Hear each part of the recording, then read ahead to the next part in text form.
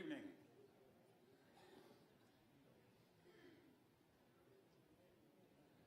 Hope everybody's doing well. A little cooler, right?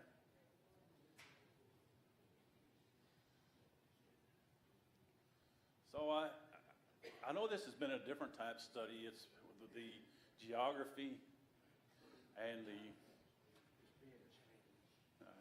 thank you, and the history. I don't know how many history buffs we have in here, but we're getting the history and the geography of the Holy Lands. I find it very interesting myself. It will help in studying just studying the Bible, having a better understanding of what the land was like. We don't get so much into the customs, but more about the lay of the land, and then also some of the things we'll learn through the course of this study that are biblical truths and proofs that verify and the things of the Bible. Not that we have to have that. God's word is good enough, but it is always good to be able to teach the people that do not believe in God's word to say, look, let's compare this and see, and it's proved. And so we've been working on understanding the lay of the land, that the Israelites, mostly what they dealt with. And we've talked about the area of the Euphrates and how that was a power there, that Babylonia and the Syrians and Syria and the Hittites all to the north. Then all the way to the south, we talked about the Egyptians and the power that it was, and how that each one at different times came across. And so you have Israel in the middle of that. So for their safety, Israel then sought refuge within the mountains. And so that's why we get some of the songs. He hides us there in the cleft of the rock, covers us there with his hand. Because there's where ultimately Israel tries to find and does find its refuge.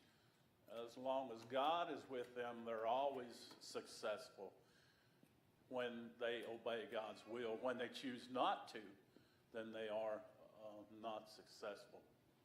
So looking here again, it's hard to tell this. So the mountains around Jerusalem are in the 3,000 feet range, something like that. So if you compare that, we don't have anything in North Alabama that even comes close to that. We call Colbert Heights mountains, and it's not a mountain. It's not a very good hill, but we call it that. It's in a couple hundred feet elevation. So 3,000 feet, if you go to like through parts of West Virginia on the foothill parts, there you get 3,000 feet. You go to the Appalachian Mountains, the whole range, like if you're going to Gatlinburg and you go up to the top of LeConte and those mountains there, you get to 6,000 to 7,000 feet. So they're not as high as the highest points in the Smoky Mountains, but if you're familiar again with the West Virginia, the Alleghenies would be closer to that range that they had here. The differences are that the Alleghenies and the mountains that we have are not as steep as what the mountains there in Jerusalem, and that plays a part in their travel as well. And that's why we hear the term wadi. So then we talked about how that you travel on the top of the very ridge that passes through there. So has anybody been on the Appalachian Trail? The Appalachian Trail would be the closest thing that I could tell you that would simulate what goes through so the Appalachian Trail rides on goes all the way from Georgia all the way up into Maine, and you can traverse that way. So when you see this trail right here, walking the top of the mountains, that's its peak. That's the 3,000 feet range. And then you come into this area, and it's called the Shephelah. Shephelah, and you'll hear that term quite often in these videos. And what that talks about is foothills. So most of the battles would have happened in the foothills. Why would that have been? Well, if you're finding refuge here, you don't want to fight in your home, right? You want to go out and meet the people. So remember, here is the valley and the plains. This area here. And so this land would be open. So you don't fight in the open if you do not have to. You'd want to engage and hide within the foothills. And so that's where many of David's battles was in this area.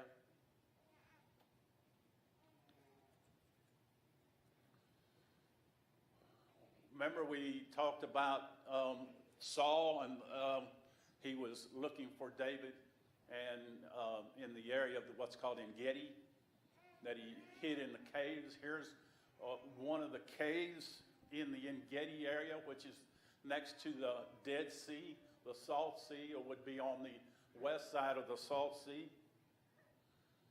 Here is the En-Gedi. Again, it's a what's called a wadi. It's very steep on both sides, and this one happens to have an oasis. This is a true an oasis, En-Gedi. What I didn't know last week when I was teaching this class was that my oldest son Matthew was sitting right there, and he's been all over this. He's crawled up and down on this and been around that water. I would have asked him something about it had I known it. But so he's been to this pool of En-Gedi. So that gives you one picture of it. And here's another picture of it from the top side. Remember, Saul went looking for David. David hid in the cave. You wonder, well, how could Saul go in this cave and not see David? Whoop. I don't know. How do I back this thing up? There we go. Maybe that'll give us a better understanding. Now, see, this has been opened up. The light's in right at the opening. We have the light. And so you see the light, and you see the dark areas over here.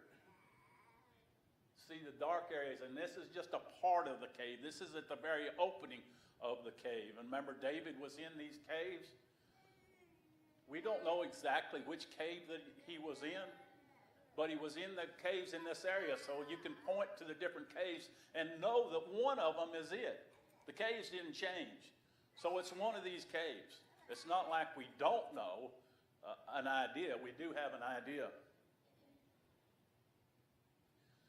And here is looking at the face of the wadi going up the side. Remember, the wadi is the ravine. This is looking up from the ravine itself. It's looking up to where the caves were. That gives you a little better understanding. There's the caves on the face of the ravine, or again, the wadi. So, going back to that, remember that Saul is inside the cave.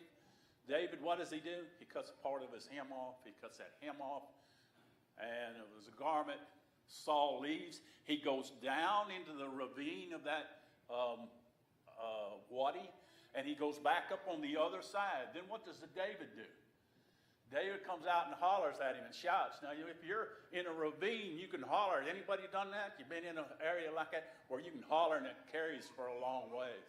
And so he carried, his voice carried all the way over to Saul. And he told Saul, look, and because of respect for you, I didn't kill you. Now, I'm paraphrasing, right? And so that's how it happened. That's exactly how that happened. And Saul then no longer pursued David because he knew that he was a dead man had David chose to kill him. So that's how that can happen. And that's how it did happen.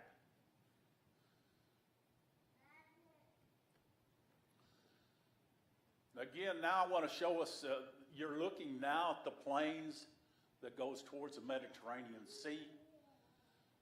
This is where the area, remember David killed Goliath, so he come down into the plain. So these are the Shephelah, that these hills and mountains are actually what we call foothills, is what the word means. And that gives you an idea, again, from looking up on top of one of the foothills, the Shephelah, looking at the different areas. And you'll see right here, this Philistine plain. Remember reading about Gath and Ekron. And then here's Bethlehem over here. You got to climb back up. You can see the spine of the mountains again over there. So this is where the fighting would happen, in the Shephelah. And they went down there, and that's where David killed Goliath. So I find it very interesting. If you're trying to remember that at the time that how they fought. So you're going to hide in these different little hills. You're not going to go down there all the way on the plain. But David went down there on the plain as a display of God's power in the open, which was against the rules of warfare, right? You don't go out, and definitely you don't go attack a giant. But he had done it. He was down there, and all these people that was hiding around in these foothills could see what David did. So now we're going to go on with our series.